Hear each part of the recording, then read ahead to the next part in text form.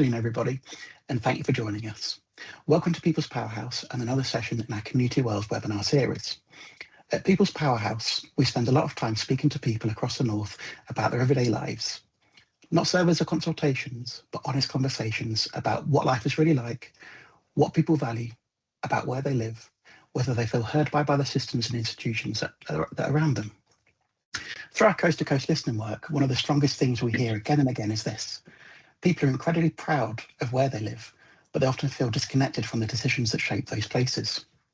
Whether it be housing, transport, green space, regeneration, or the future of our town centres, people often feel decisions are happening around them and not with them. So today is not really a webinar about planning, rather it's about something bigger. It's about who really holds the power over place and how these decisions are made and why do so many people feel locked out of them still. We'd also really like this to be a conversation, so not just us talking at you, but also we'd like you to use the Q&A function throughout the webinar to send in your questions and reflections. So if you see a question you particularly like, please upvote it so we can bring the most relevant ones onto the discussion. You can also use a chat feature just to introduce yourself so we know who we're speaking to and where you're from. So let's start. I'm delighted today to be joined by Professor Mark Tewdwr-Jones. Mark is one of the UK's leading voices on planning, place and public policy, with decades of experience across planning, policy, public engagement and placemaking. He brings not only academic expertise, but real insight into how these systems work in practice and where they often fall short on communities. He also led Newcastle City Futures, an ambitious initiative that brought together communities, businesses, universities and public bodies to think differently about the future of the city and how people can genuinely participate in shaping place.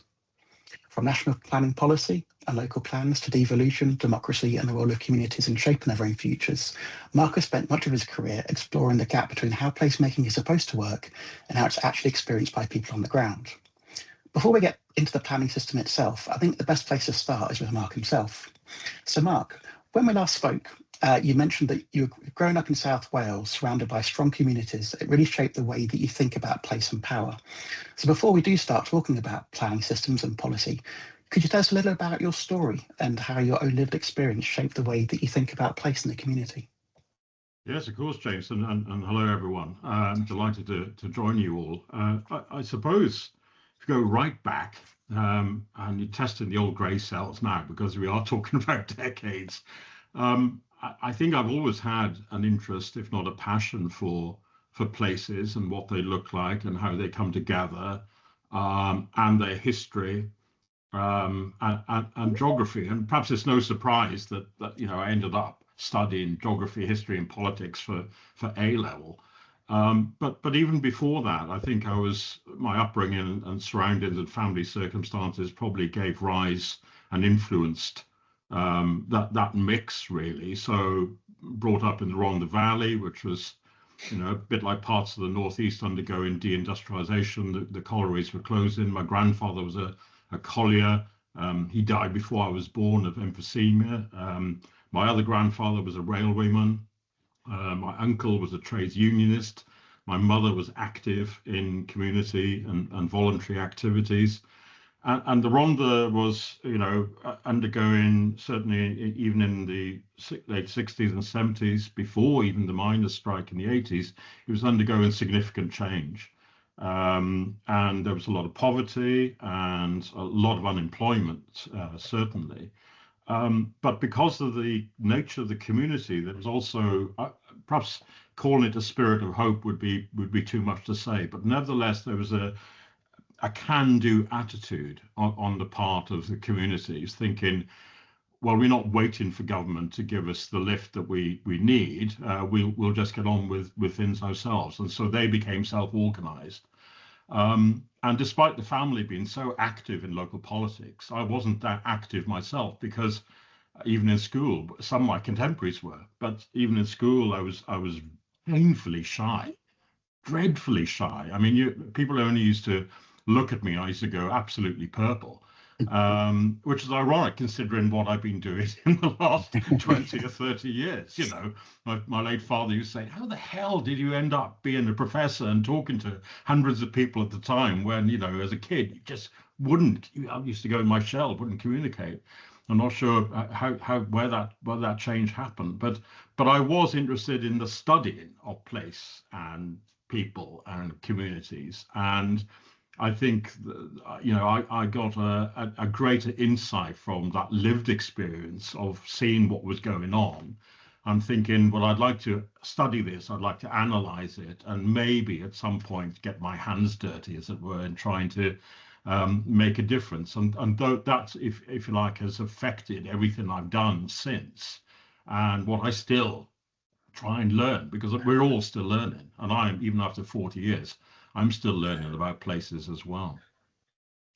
Thank you very much. I think that's one of the best things about the work that we do, isn't it? Every day you're learning more. No matter how long you do this for, there's always something else to learn, or something else that changes or develops. It never stops. It doesn't, does it? No. Before we go on to our first kind of real topic today, I just wanted to remind everybody that we have the chat function. So in the chat function, please introduce yourselves and let everyone know who you are and where you're from. And the Q&A section, that is to answer specific questions to Mark relating to either what we're talking about or something that you'd really like to bring to the table that we can discuss in more detail. So the first topic we're going to discuss is all about how decisions are really made. So when we're talking about shaping places, how does that actually work in reality, Mark? Yeah, shaping places, I think, is probably a better phrase for us to think about, rather than making places. Because when you're shaping places as professionals, as planners, as local politicians, then you're trying to intervene in the best interests of that place. At least that's the intention. And making places, well, the professionals don't make places. It's people that make places. And so you have to have that in mind as much as anything else. But what you're trying to do is something, it's a bit like a conjuring act, really, because you have to have sensitivity to the place and its history, how you got here today. You're then looking at the problems of today, and you're thinking then of the future. So it's past, present, and future. And maybe the future is not what will happen next month or next year. It might be 20 years, 30 years, 40-year timescales, because some of the in-depth problems that people are experiencing places, those sort of structural problems of places, they're not going to be solved. Those problems are not going to be solved overnight. They're not going to be resolved quickly. It takes a long time to intervene and then try and make a difference, and hopefully a positive difference at that. So you have to have this optimistic sense that what you're doing now will have a consequential action, but it will lead to better lives and better places in the long term. But because it's an uncertain science, you have to admit that you'll probably get it wrong. So as planners, we are always told that's not the reason not to intervene in the first place.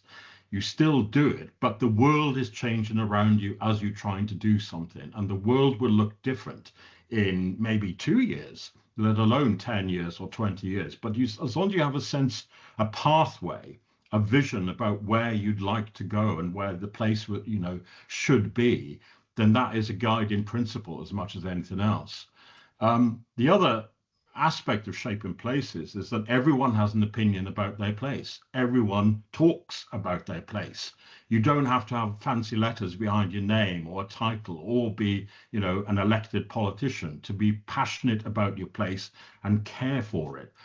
And planning is set, and has always been set, in a democratic mandate. So in the post-war era, in the Attlee government, when they set up planning for the first time, in the sort of way as we know it today, at least, it was deliberately handed to local government as what the minister at the time, Lewis Silkin, called a bulwark against totalitarianism.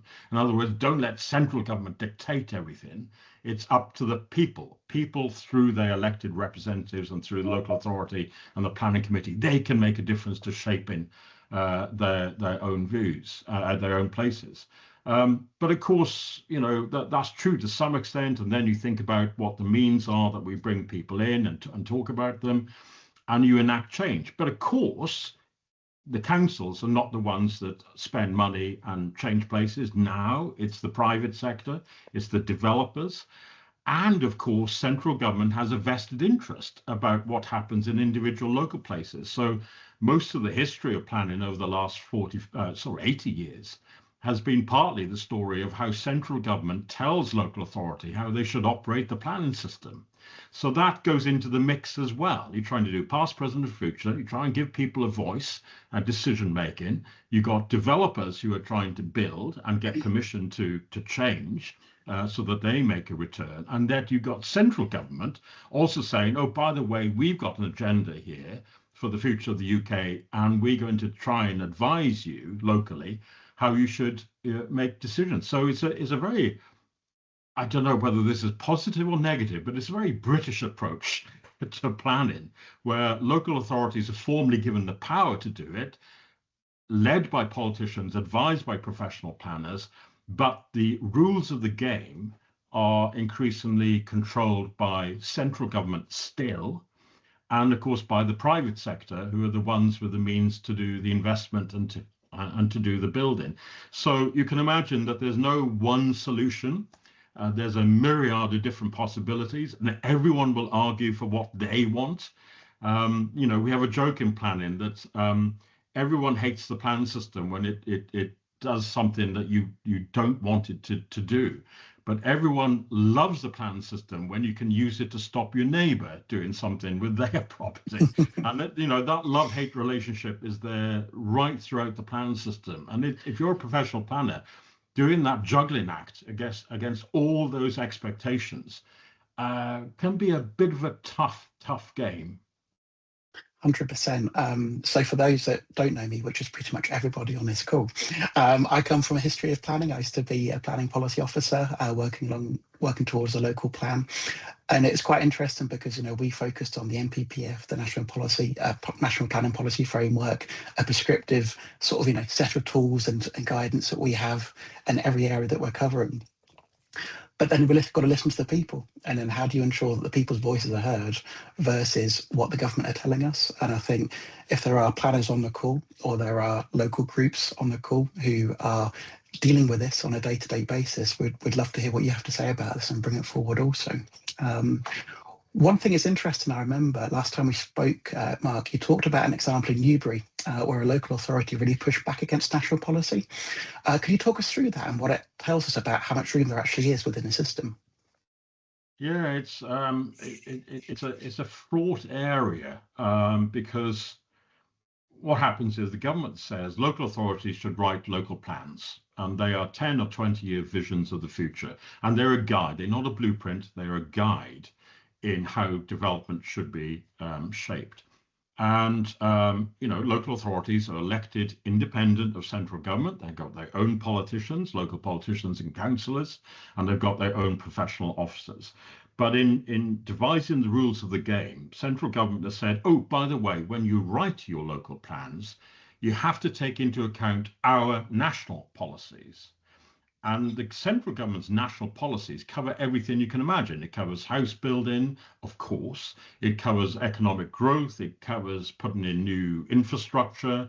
It covers leisure. It covers town centres, you name it. You think, is someone in Whitehall really interested in the minutiae of what happens in everywhere from Blythe or Cramlington, all over the place? And the answer is yes. And the reason is, central government mistrusts local government to do the job on their behalf. Formally, they're given those powers by central government as agents. They enact the planning system on behalf of central government. But of course, the government likes to make quite high-profile statements about we need 1.5 million houses, for example. All said and done, that's problematic because central government is not in position to do anything about that. And to be honest, neither is local government to some extent, because you rely on the private sector, the house builders, to do that. So the problem is then you have to change your local plan in order to address what's called conformity with the national policy. And if you don't follow what the central government is saying about some of these big ticket issues, you're making your local plan a little bit out of sync with what the national government is saying, even though you say, hey, it's our council and it's our patch, we can decide what we want to. And about 30 years ago, there was a local authority in Newbury in Berkshire And they decided to challenge the government. They decided to say, we're not rolling over and just accepting what you're saying that we should do about housing in the countryside, because it's in a national policy that applies across all of England and doesn't reflect what the local circumstances might be in our backyard in Newbury.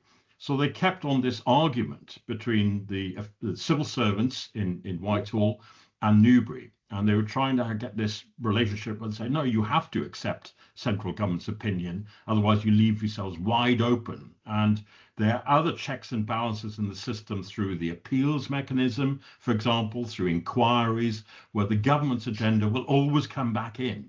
It always will come back in. And Newbury, to be fair to them, pushed back and pushed back and pushed back. And it went all the way up the courts, all the way up the tiers of the courts, until it was going to go to the High Court, and the government suddenly withdrew. They withdrew before the case was heard. And that was a very clever move, because the likelihood is, if it had gone to court, the government would have lost, and they would have set the precedent to show that actually its local decisions and local plan authorities should, where there's evidence and they can justify it, come up with their own policies. And the fact that central government were just telling them, just put it in because it's what we say, was proved to be a little bit problematic. But because it was a one-off, the decision then didn't apply to any other local authority. So that principle where central government still advises local authorities and local planners how to make decisions, that's still going on. So the whole business that we now have about 1.5 million houses, that being filtered and cascaded down to every local authority, that principle is still there. And it's very, very difficult to resist that, even though it's a very fraught political and legal process, in order to say, where do you have the dividing line over the local authority has its own control and local people has its own control over some of these planning issues, and central government, which is imposing its will without necessarily knowing the true circumstances of individual places and their makeup. So you can see that this is a delicate issue, and 30 years on from Newbury, we're still experiencing these tensions. Well, yeah, we're going through currently a process of devolution across the regions in the north and everywhere else at the moment, and you've got Newbury trying to almost devolve power to the local area.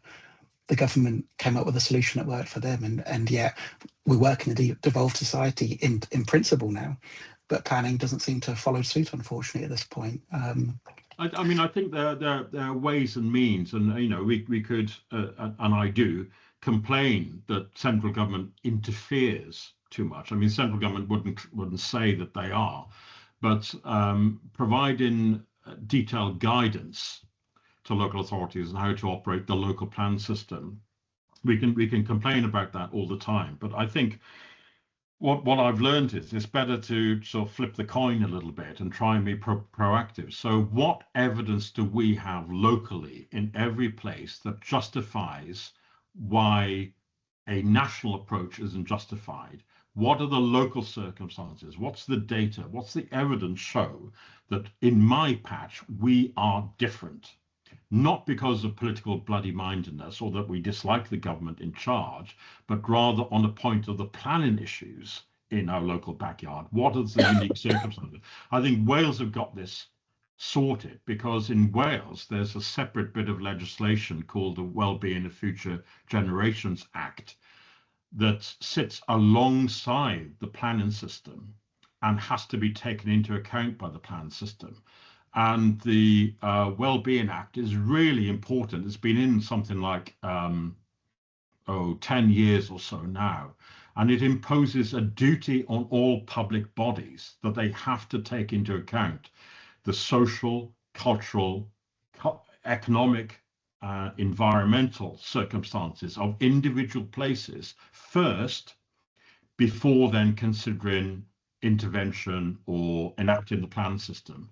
So if you like, there's a public duty to say, let's look at the place makeup and how it's changing and whether there are vulnerabilities here before we even think about preparing plans or even giving planning permission. And I think because that has a statutory duty, a legal duty, it then forces the planners to take into account of place before getting on with the planning. And that's missing in England, I think. No, I agree entirely. So we've got a few questions that have come through. One, I'll ask this one first because it relates to what we've been talking about, and then two other questions have come through which kind of lead us nicely to where we're going to be going next. So the first question comes from Jenny Lloyd, and she asks, when talking about place, do you have a specific scale of place that you focus on? What scale of place makes interventions more likely to be successful, and who decides what a place actually is? Well, certainly on a personal basis, I've always worked in multiple scales. So I've worked in government, I've worked in local authorities, and then I've worked with neighbourhoods and with communities. I've worked on a city-wide basis, and I've worked even on a regional basis. And also, I always happy to position myself in between those scales, which, you know, given what we were just talking about, I find it more fascinating to look at the bit in between the national and the regional and the local, for example, because that's where there are opportunities, as I see them, that are not hard and fast. I think the first half of my career, it was all about working with individual communities, and certainly in rural areas, looking at villages, thinking about how to plan the future of that village. And so that was my scale. But as time went on, I moved. So when I was working, so the 8 years I had at Newcastle, I was doing it on a Newcastle and Gateshead wide basis, a Tyneside basis, which I think was probably one of the first time ever that we were trying to do a sort of public engagement exercise on a conurbation basis more than the city, which is probably why I got the grey hair, to be honest, because it you know, that if you think working in a village is problematic, then trying to do it on a city-wide basis was another scale altogether. And irrespective, to answer the question, irrespective of the scale you working at, I think it's important to find the opportunity spaces. And there are always opportunity spaces. It looks like a brick wall sometimes, and, you know, decision making in government at whatever scale looks like this wall that you can't penetrate, deliberately perhaps so, on the part of the people who design the systems.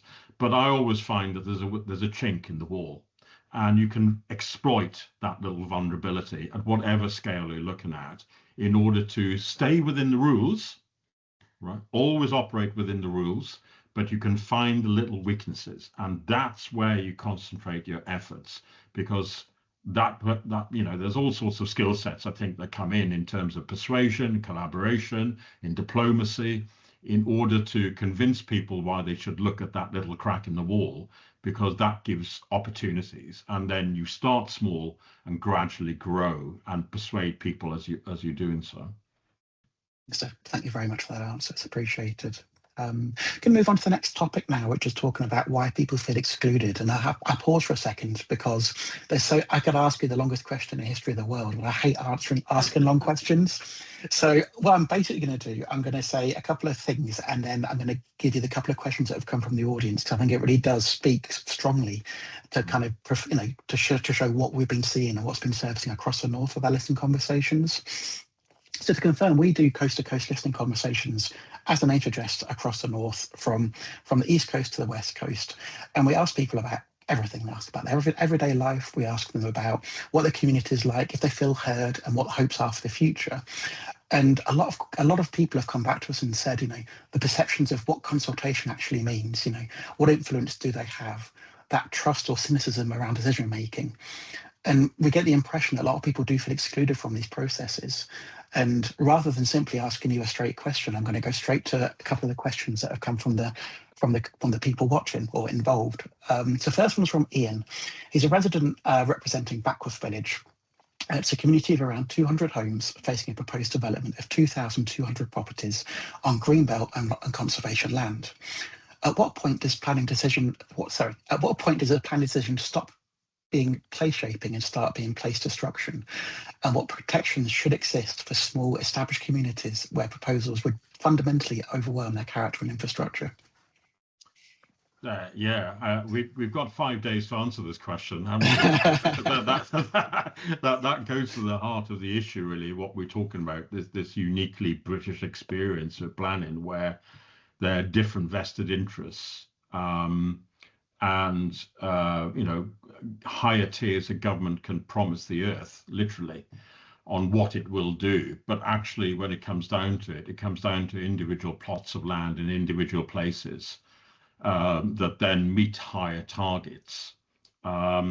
It's really problematic, and there are several issues to unpack. I mean, the nature of the system itself doesn't give confidence. If you're a member of the public, if you're a citizen and community, the system itself is in some ways designed against you, because, as planners, we are told to always say yes to development unless there are good reasons to say no. I think a lot of members of the public think it's the other way around, that you say no to all development unless the developer can convince me otherwise. But it's not, it's the other way around. And that's why, 85% of all planning applications are approved. So there's a default yes, if possible. The system is skewed in favor of development at the start. And there are then limited opportunities for the public to be involved, and other than in set windows of opportunity in a planning application, or even in writing a local plan for the area. And you could almost say that the agenda's already been set by the time the public are invited in. So the negotiations that go on between central government and local government on housing, especially housing numbers, especially at this point in time that we're talking about, means, and the negotiation that goes on behind closed doors between individual developers, landowners, and the planners, a lot of this is already sorted out. The principle of it is sorted out, but perhaps not the design and the actual numbers on the ground. And then the public are invited in. But of course, that's terrible. That is terrible, because, that you could portray it as a democratic decision because you're relying on the elected members and the councillors to be in a pivotal position. Sometimes they're not, to be fair, it's led by officers. But what you really want is a big conversation in that place to occur in advance of any negotiation or discussion that goes on, because why this area rather than that area? Who's identified this area? Is it the local authority, or is it the mayor, or is it the developer? Well, what's missing there is, where's the public? Where are the citizens? And I think it's a deliberate reaction to think I'm excluded from decision making on this because I'm given a tokenistic opportunity for consultation. But really, if I want to address the principle of whether housing is appropriate in this area, I'm not given that opportunity. All I can do is give my reaction to the scheme itself once effectively it's been designed, at least in an outlined way. And so, those sorts of things then tend to undermine confidence in having a plan system at all. It undermines confidence in the elected members, who you think are not doing the job that they should do to represent the communities that they have been elected to represent. And you're also, furthering the interests of the developer, or meeting the needs of central government and its 1.5 million houses agenda. That's exactly what it is. Yeah.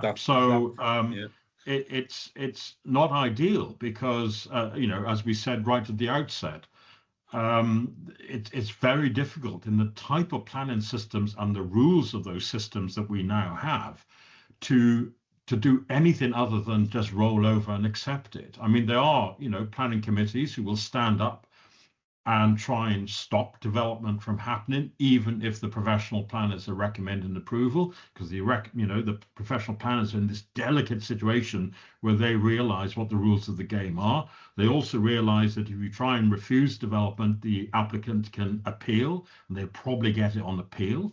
And on appeal, if it goes through judicial challenge, of course, you can have costs awarded against the local authority. So you therefore have to balance up the fact that the local authority could be fined, in effect, for making what the courts or the government would see as an obtuse decision. So there's something wrong with it. I've been trying to think that, you know, if we got this system and we can't change it, we can't tear down the walls, that we've got to do something different. And maybe we employ a big conversation, an ongoing conversation around place, in particular places, with professionals, with others, in advance of the clock starting on a local plan, or on the clock starting on the plan application, and getting you know, a sense of what do we value in this place, what do we want in this place, because they can be bargaining chips, of course, as well, with local authorities, and asking for, you know, planning gain and Section 106 agreements and things like that. But you have to have some evidence of what the community have desire before you get there. And planners are not very good at doing that upstream stuff, as it's called. And communities are brilliant at it, and community activists are brilliant at it. But we need to think about ways that that sort of activism translate into a planning language and a planning process, so that when these types of applications or ideas come forward, you're ready with, if you like, the planning and scientific evidence and the community aspirations to put into the mix, saying, yeah, we'll consider that. There's some communities that do this around Britain very well, for example, for wind farm developments, and they will have a wish list. They will go in to meet with the developer and the planner, and they will have a wish list of what they want for their places, in return for their approval, consent, to give that scheme, you know, a thumbs up. And that's playing the game within the rules, but nevertheless, it's getting a front foot rather than a back foot. What was a strange thing was, with regard to that, was it didn't just cover greenbelt, it covered conservation as well. Yeah. And I live in the conservation area in Backworth, and it's very strict with regard to what you can do with your property. It's got to be timber windows and whatever else. And I read about this thing with the grey belt, which sort of opens up the land to everything. But it appeared that it didn't include conservation land. Yet here, they've taken conservation land as well as green belt. Yeah, yeah. And well, I don't. Yeah, sorry, go on. So and that's, and obviously we prefer none of it to be taken up, because it will just completely swamp a small village. And the road that we've got going through is already a rat run for trading estates and what have you, because obviously there's been properties built over the last 20 years, and it's just all the time in rush hour. It's just a nightmare just trying to get out of your own estate, and this is just going to make it worse. But it was just with regard to the land itself. I just thought, when I read about just trying to read up and understand things, and this thing about grey belt, but it didn't appear. It said conservation area, conservation land was not part of this grey belt. Yet the council have included a huge area of conservation land. Yeah, I mean, the first set of issues to remember here is we talk about the green belt, and we talk about conservation areas, and we talk about listed buildings as though they're sacrosanct, and there's nothing in planning which is sacrosanct. So right. Green belts, change is still possible. Conservation areas, change is encouraged, would you believe? Listed buildings, yeah, listed buildings, change is possible for listed buildings if it means bringing that listed building back into use, even if you retain the facade, for example. So there's never anything in planning which says thou shalt not. Everything has caveats. Everything has caveats in planning. And the trouble is the developers know where those caveats are. Yeah. And what we need to do is give the communities the ammunition to know how to use those caveats to their advantage. So things on impact on highways, impact on the character of the conservation area, not because of the conservation area in itself, but the character of the conservation area and how it might be affected by a larger scheme around it. Development in the proximity of a listed building. All of those things tend to get recognized by planning law, more so than the principle about, I don't want this here because it's not suitable. So in other words, you play that language. What we're missing is a whole strata of people who are trained and skilled in planning who can advise communities directly on how they intervene, how they use the language, how they fight the fight, if you like, by using that planning knowledge to good effect to start to, get their agenda on the table early. But you need that early upstream discussion and conversation going on anyway, not wait for planning to start the ball rolling and then be a reactive force. Right. Okay. Thank you. Thank you for that, Ian, and thank you for that, Mark. It's much appreciated. Yeah, just to say, because, James and Ian, sorry to interrupt, but certainly I would have word with university planning schools that, if there are no professionals or professional planners, then certainly I know planning schools around the country, their students and the lecturers do get involved in live cases. And that's good experience for the students, but it might be of assistance to communities directly as well. No, that's excellent. Thank you very much indeed. Thank you. Great idea. Thank you both. Mark, because these subjects are so important and they do kind of come across so many different elements of the questions, frankly, I've got lined up for you. I'm just going to take one more from Denise, and Denise is basically referring to a solar farm application on Greenbelt land that appears to conflict with both the local plan and the pre-election commitments from the Prime Minister. And so the question is really this, when a development seems to contradict both political promises and the local plan, what meaningful recourse do residents actually have above and beyond the kind of, the wind farm example you gave? Is there something that residents can do where they can feel like they have a voice or they have some sort of power? Well, if I haven't depressed you enough already, I'm probably going to make it much worse now, because what we find in planning is the last statement is the one that carries the most weight. In other words, if a local authority and local community have prepared a local plan and you've just adopted it, it is fresh, or you're about to prepare a local plan, if a central government minister or prime minister makes a statement about a topic of relevant interest to the local plan, it's the minister's topic, it's the minister's statement that overrides anything else. That's a matter of law. So even though you say, hey, we've spent 7 years preparing this local plan and we've had a full consultation process, if central government has changed its mind, or a new administration or a new minister has come in and they make a sudden pronouncement about something like housing, for example, that makes the local plan out of date immediately.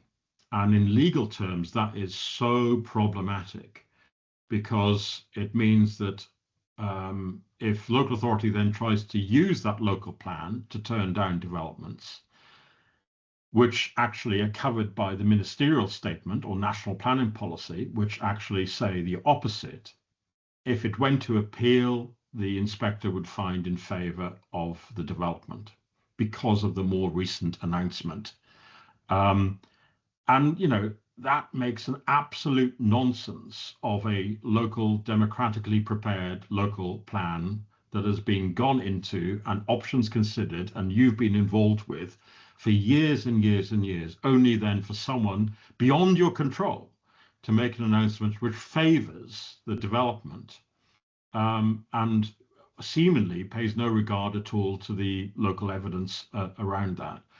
I think that's why what's happened in places where, and this occurs all the time, I'm sorry to say, what you find is communities go directly to judicial appeal. So they go directly to the courts. The problem with that is it is so expensive, incredibly expensive, thousands and thousands and thousands of pounds to have a judicial challenge.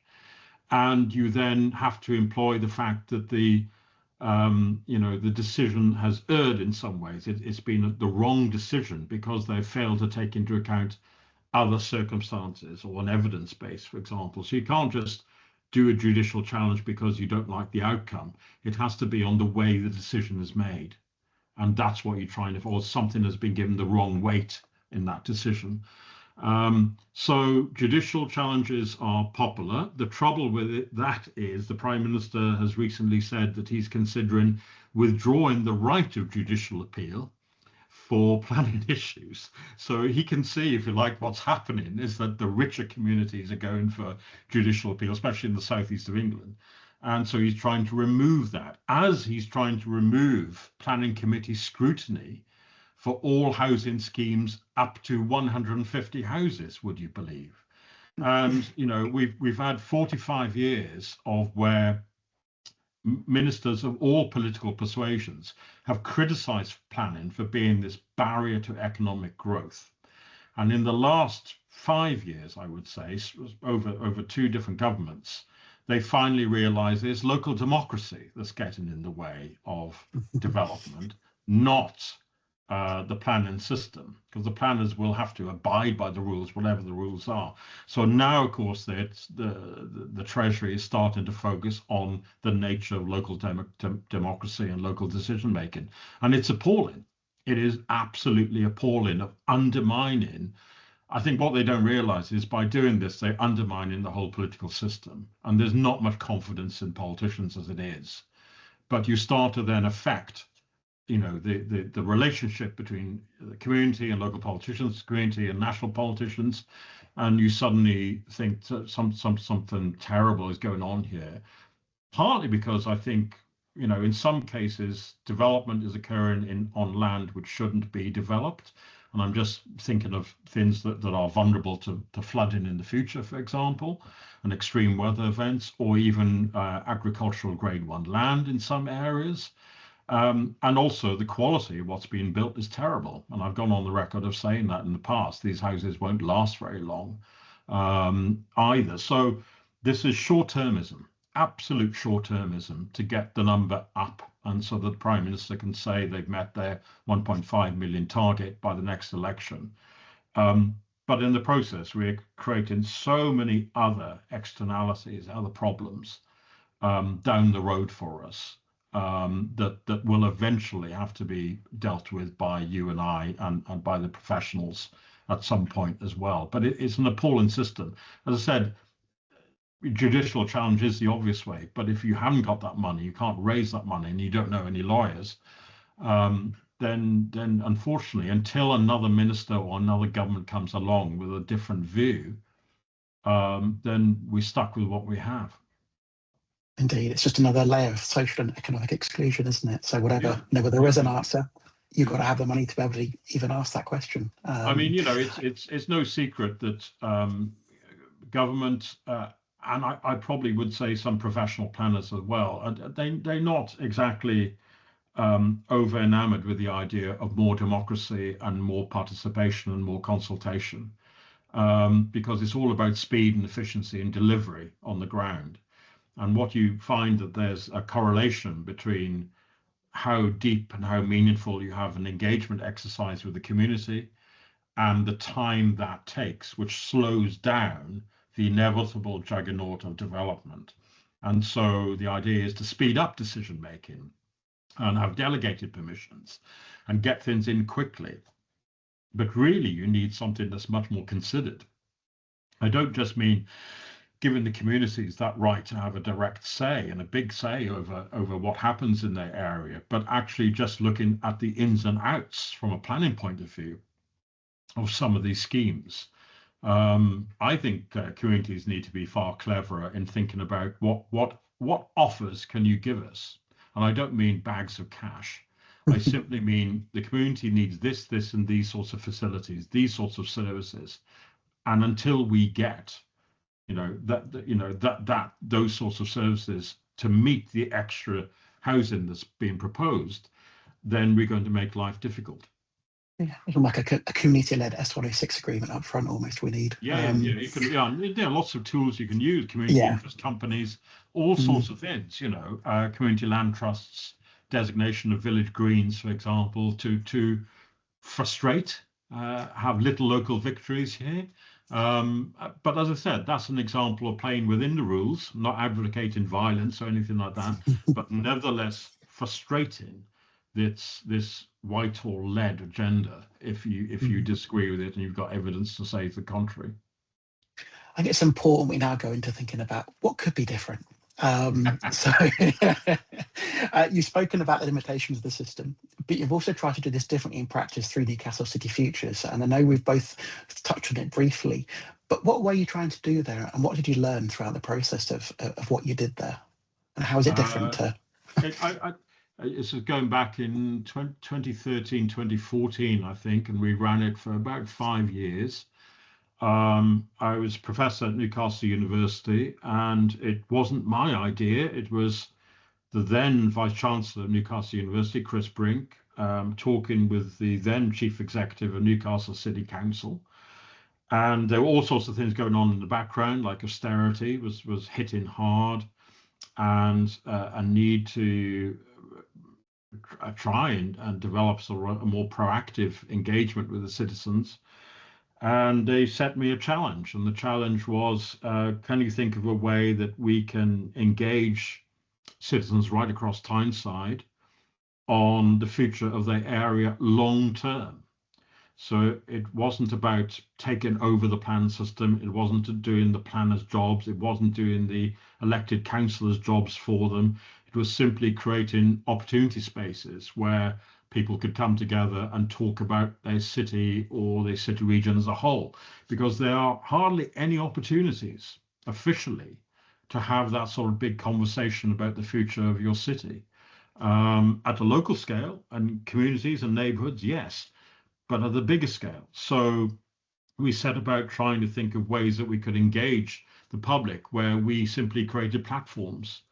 And we set up an exhibition initially where we looked at Newcastle past, present and future down on the quayside, and ran that for 3 weeks and got people talking about how the metro came about and what it looked like now and what it might look like in the future. So we deliberately took past, present and future for everything that we did, because we wanted to get people to think about how do we end up here, and then now that we're here, where do you want to go in the future?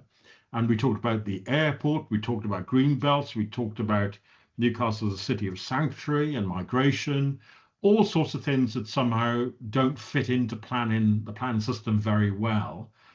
And we ran this very successfully, and 2,500 people came along to free events. And initially there was some reluctance on the part of the official agencies like Nexus saying, God, no, we're not talking to the public. They just complain about trains all the time. And we said, no, this is not about, your trains breaking down, but that needs a conversation. It's actually about, the extension of the metro, for example, in the future, and where we run it, and the quality of the trains and things like that. And once they realize that actually if you change the language and change the ways that you interact with people, not consultation, not reactive, but you create a platform of equality where you can ask me anything you want to, and it's about our mutual interest in the delivery of the service in the future.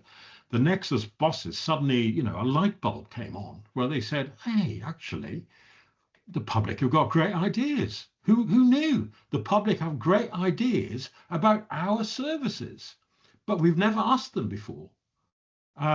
So what that did, we worked with 25 different agencies at the time.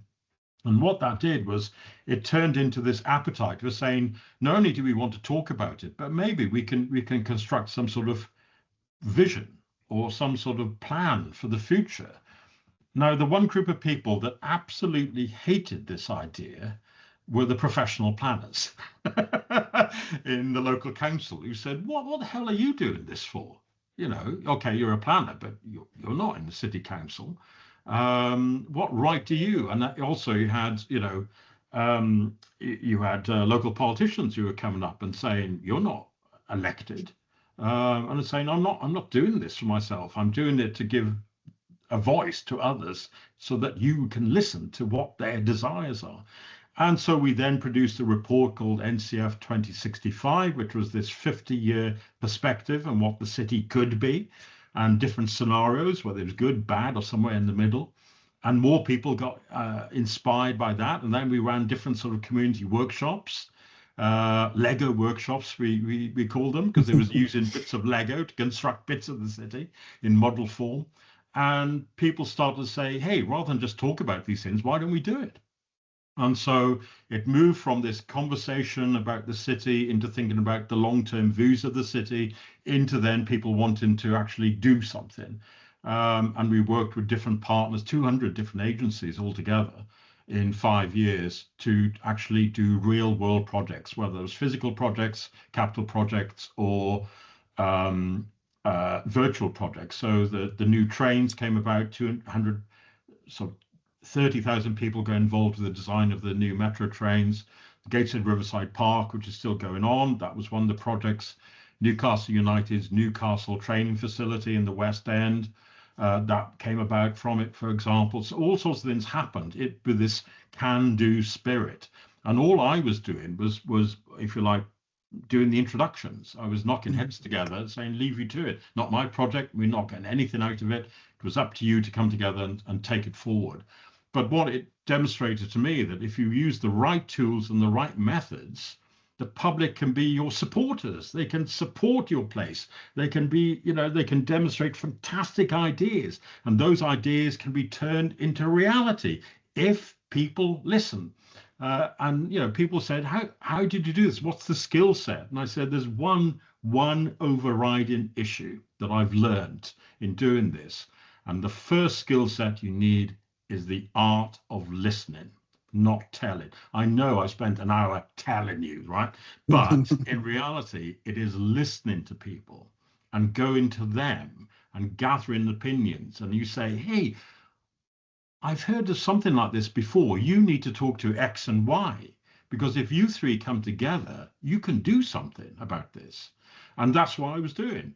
And so I was just, if you like, facilitating. That's all I was doing, but not owning anything. And once it reached a stage of maturity, I backed off. So, in 5 years, we had 78 projects. We helped lever in 140 million for the partners' projects, pet projects, set up the crowdfunding platform that became North of Tyne crowdfunding.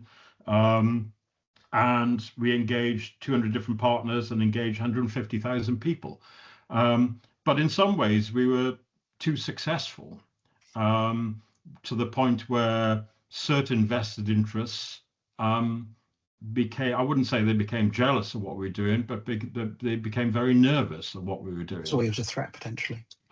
So we were closed down at the peak of achievement. We were closed down, partly because we were only meant to be a pilot, and we demonstrated that my business plan, if there was such a thing, was to say you lot can work with each other without the facilitator. So my job was to create a business model which was terrible, namely to undermine my own existence. And if once that was achieved and people could work across business, community, voluntary, even governmental sectors without the facilitator, you don't need to facilitate anymore. So a lot of that went forward. The City Council created the Directorate of City Futures. The university took initiatives on. But in some ways, I think you still need some sort of facilitation there. You've got the appetite, you've got the passion, you've got the agencies, but somehow sometimes you need people to bring them together a little bit to enable it. But I hope that, I still show my face in Tyneside occasionally. I haven't been run out of town that bad, but I do hope that people feel as though they're able to speak up and suggest ideas. And even if that means self-organizing yourselves, and coming together and talking to people and listening to people you wouldn't otherwise listen to, that makes those opportunity spaces as well. But it was a trial, and working with 200 different partners, 60% of them were businesses, and the businesses being prepared to work directly with the community, not against the community. It seemed to work, provided everyone knew what the rules of the game were. But it was an alternative type of planning, I would say. So it was always an experiment. And it demonstrated that if you have a people first approach and a place first approach, you can actually still build growth, and you can still deliver some of the bigger agendas, even if you're doing it in a slightly different way. No, it resonates so strongly with the work we do at People's Powerhouse, because at the end of the day, I'm not going to, we are conveners, we're listeners, with facilitators, which is, in a very basic terms, what you were looking to do with Newcastle City Futures. And these seem such simple ideas and concepts that cavemen would have used, and yet it seems such an alien concept today in this world that we live in. And there's got to be I think there's that view that it has to be this or that. And what I think, I mean, there were three of us working on this on a fairly full-time basis. What we were trying to say is, look, you employ different styles and you have different methods, you have different tools, and it's the pick and mix approach, and you pull them all out when you need to, depending on what you're talking about. There's no one size fits all, and there's no one way of doing things to the detriment of everything else. There's a mix of things, and that's appropriate for how places are. I mean, it wasn't plain sailing, and I had someone who said to me, "You'll never be a Geordie. You're trying to be a Geordie." And I said, "No, I know my identity." I said, "No, you'll never be a Geordie. Your children won't be Geordies. Your grandchildren might just be Geordies." But they couldn't understand why I and other people who are not from the Northeast were trying to do some of these things. So there had to be a reason. I was asked in City Council, "Are you doing this because you want to be mayor?" And then someone in the university said, "Are you doing this because you want to be vice chancellor?" And I said, "No, I've got no appetite to do anything like that whatsoever." But there had to be this almost like ulterior motive about why you would put yourself in a position of trying to facilitate. I had poisoned pen letters sent to me by people saying, "Don't tell Geordies their own history." So, it wasn't plain sailing by any means. If you are going to put yourself in that position, it's as bumpy as the planners who are trying to do the daily planning job, to be honest, because we're in a democratic, environment where people have their own opinions and express them. And the more that you create systems which allows people to express themselves, the more they will, and tell you where to go in some instances. But it was a valuable experience, and I learned a lot from it all about how things happen and how you listen. And I just really wish that bigger institutions, and certainly government, listened more rather than told. Well, that sounds the perfect place to end this conversation. I just want to say thank you so much, Mark, for your time and your expertise and your patience and answering all the questions that came your way. This is a series of many different webinars that we've been doing over the time. The next webinar I'm going to mention quickly, only because Jenny from Brighton and her Community Trust put in the chat relating to a community research project called Who Owns Brighton? So I've not looked at it yet because I've been busy talking to Mark, but I'm going to be looking at that afterwards. But if anyone wants to share examples of good practice, if anyone wants to be on a next webinar or a future webinar, please get in touch with us. Please let us know, because Candice Randall is going to be hosting the next webinar alongside me, and it's all going to be about basically sustainable people-led development, and that actually works. And so it's something that's going to be really interesting. It's close to home because it is very much on the ground. It's on Friday the 24th at 2 p.m. There's an Eventbrite link being sent via the chat now, thanks to my colleague Rima. And there's more webinars to follow, and we very much hope you can come and join. And thank you very much, and thanks again, Mark, and hope you have a wonderful rest of the day. Thank you, James, and thank you to all of you for attending, and thank you for your inspired questions as well. And keep pushing planning. Indeed. Thank you very much.